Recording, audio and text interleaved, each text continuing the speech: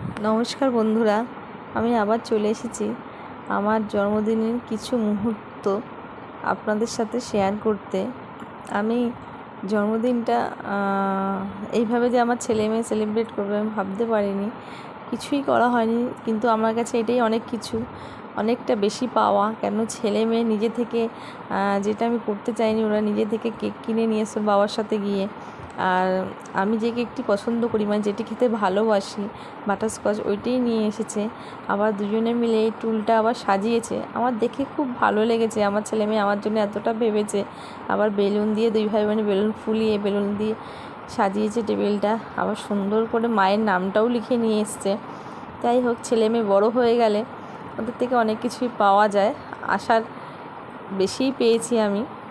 ওরা বলছে, মা আজকে তোমার জন্য, যেহেতু আজ বৃহস্পতিবার, শুধু কেকটি এনেছি, আর তো মাংস টাংস কিছু আনা যাবে না। ওদের বিরিয়ানি আনার খুব শখ ছিল, কিন্তু হয়নি। যেহেতু হয়নি, ঠিক আছে। কিন্তু আমরা তিনজনে মিলে, আমি, ছেলে, মেয়ে, তিনজনে মিলে কেকটা কাটলাম। আর কেকটা কাটতাম, আমার টোজো ভীষণ ভীষণ এক্সাইটেড। টোজো আর আমার মেয়ে, ওরা বলছে, মা আমাদের খুব আনন্দ হচ্ছে, তোমার জন্মদিনটা সেলিব্রেট করছি। আর ছেলে মেয়ে খুশিতেই মা বাবা খুশি। আমিও খুব আনন্দ পেয়েছি, যেহেতু ওরা খুব খুশি হয়েছে। আর টোজো তো ভীষণ এক্সাইটেড। দেখুন, ও আমার সাথে বসে কেক কেটেছে। ও আগে থেকে, ও ছুরির যে কেকটা লেগে আছে ওটাই খাবে। ওকে একটু খাইয়ে দিলাম, ও একটু খেলো।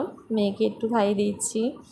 আর মেয়ে বলছে, মা দাঁড়াও, এবার আমি তোমাকে একটু খাইয়ে দিই বলে মেয়ে আবার একটু কেক নিয়ে আমাকে খাইয়ে দিল।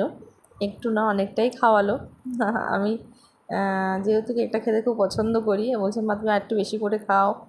আমি একটু খেলাম, ওকে একটু খাইয়ে। তারপরে মেয়ে একটু ভাইকে খাওয়ালো, খাইয়ে ওর বাবার মুখে একটু তুলে দিল। এই করেই আমাদের আজ রাত্রিটা কেটে গেল। গুড নাইট, শুভরাত্রি বন্ধুরা।